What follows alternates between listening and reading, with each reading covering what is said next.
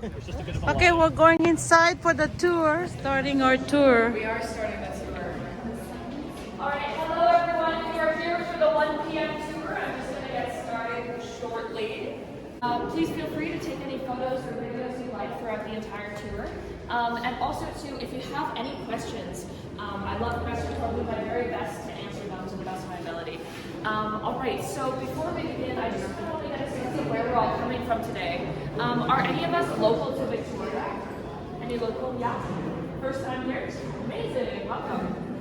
How about British Columbia? Anyone from British Columbia, just not Victoria? Great. How about rest of Canada? Anyone else? Yeah, where are you from today? Hey, right. Yes, you from Ontario. Ontario, nice. Where are you? Ontario. Ontario, same, nice. All right. How about North America? Anyone visiting from the state? Yeah, where are you from? Seattle. Seattle, nice. Anyone from Vancouver? Yes. Yes. Any folks? Mexico. And any other building. And does anyone have any guesses on how old this building is? How many years it's been in existence? 130? Very close, 127. Oh. So this building is 127 years old. It started construction in 1893. There was actually a competition held to be the next designer of the Parliament building. And so a young man named Francis Rattenbury entered this competition. He immigrated over from the United Kingdom, from Leeds, and he was picked to build this building. It was actually his first solo build. He has some other projects around Victoria. You probably saw the Edward Hotel over there, he built that. And also the old steamship terminal, that was also Rattenbury. You can tell by his distinct style, I guess you would say, of those copper domes on top. That was Rattenbury. And so, yeah, construction started in 1893. It took 4 years, and then was finished in 1897 and opened to the public in 1898. And now, saying that, though this building has been open for 127 years, there have been people living on this land and learning and having a connection to this land for thousands and thousands of years before that. So before we go any further, I just want to acknowledge and respect the Lekwungen-speaking people on whose historical territory we're on. They're also known as the Songhees Esquimalt Nations. And so with that, I kind of just want to direct you over, sorry, I'm going to move you around a little bit, but point you towards this orange shirt. So we've got a few Canadians, but we may have varying degrees of familiarity with this shirt. And so this shirt is for National Day of Truth and Reconciliation. In the schools, they also call it Orange Shirt Day. And it is to remember the more than 150,000 children who went through the residential school system. So this was a system set up by the Canadian government. And it was essentially to take their culture away from them. The story behind this shirt is, or not this shirt, but the story behind the orange shirt is that there was a young girl named Phyllis, and she was going into grade 6. And her grandmother had gifted her a beautiful new orange shirt to wear to school, and upon arrival they had taken it away from her as they weren't allowed to have any personal belongings or speak their own language. This shirt in particular, it was designed by a local Victoria artist named Eddie Charlie. He was also a residential school survivor, and there's a few symbols just on this shirt. So we have this eagle and this bear, and they are there to symbolize moving towards a brighter future. We have these two hummingbirds up top. That's to symbolize healthy mind, body, and spirit. And finally, these tulips on either side, and they're to kind of nourish the creatures on the shirt. There's a little quote here at the bottom, and it just says, reconciliation should not be about an apology, nor should it be like a holiday or a birthday that we have a ceremony for once a year. Reconciliation should be like a river, continuous and always making changes. And so I just have a question for you all. How many of you have ever been in a canoe before? Like a canoe, like this. And no one's been inside of a canoe before? Yes? Yes? Has anyone ever been in a canoe on their own? Paddling on their own? Yes? It's hard, right? It's kind of tricky, yeah. And another question, has anyone been in a canoe and you're with someone else, but you're not working together and you're going in circles because one's paddling forwards and backwards? Yes, very frustrating. And so that's why when we talk about reconciliation, about moving towards a brighter future, working together is integral to that, or else we're just going to go in circles.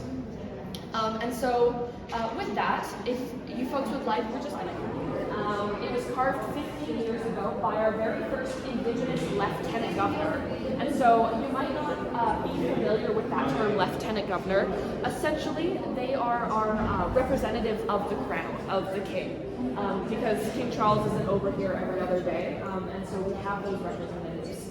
And so Stephen L. Point, our very first Indigenous Lieutenant Governor, was apparently, the story is that he was down at Ross Bay Beach eating his sandwich for lunch, and he looked down and he went, oh, so there's just a few symbols on this coat of arms. Down here we have the dogwood flower. This is our provincial flower. And then up here we have some Latin. Anyone read Latin? Splendor. Yes. Splendor in our time. Yes, very close. So it means splendor without diminishment. Yeah. Oh, it's kind of close. So within our time.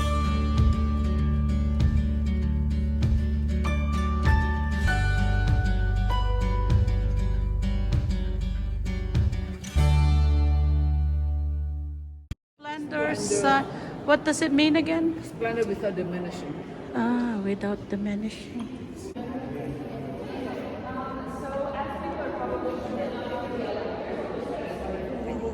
Look around, Memorial plaques and swords and artifacts to remember the British Columbian soldiers that it's dedicated to them. And then so we had a few questions about these murals up here. And so these murals, they were done in 1952 by a man named George Southwell. And they were to indicate the four major industries of British Columbia at the time. It's fluctuated a little bit. But here at the legislature, we like to call them the 4 Fs. So we have forestry up there, and fishing, and farming, and then finally Mining, farming, forestry, So if you look at these 4 fishing, this is my first farming. I don't know if you're familiar with this tag up here. King Charles, if he wanted to visit, say, tomorrow for some reason, he would use the ceremonial entrance. It can also be used by representatives of heads of state, so that would be a funny story that kind of goes along with this, is that they wanted to remove it. But there was a man named James Nesbitt who actually protested that. I believe it was in the...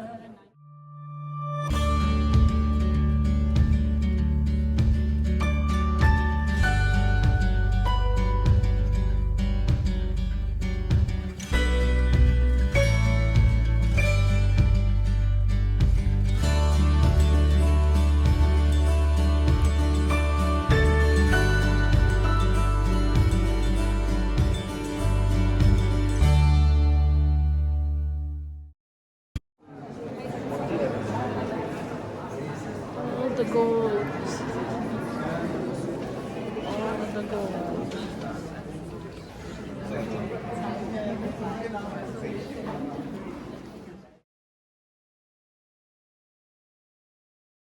Might have like a Senate or a secondary chamber, but provincially we just have the one.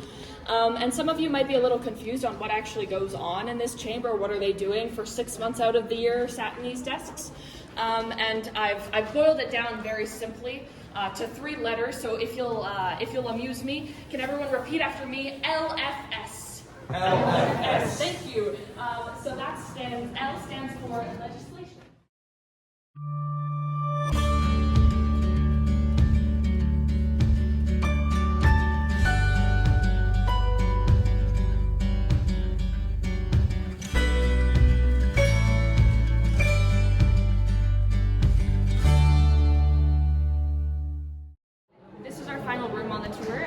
This is the Diamond Jubilee window. It was created, the same person who did the windows Arts and Sciences series in the UK.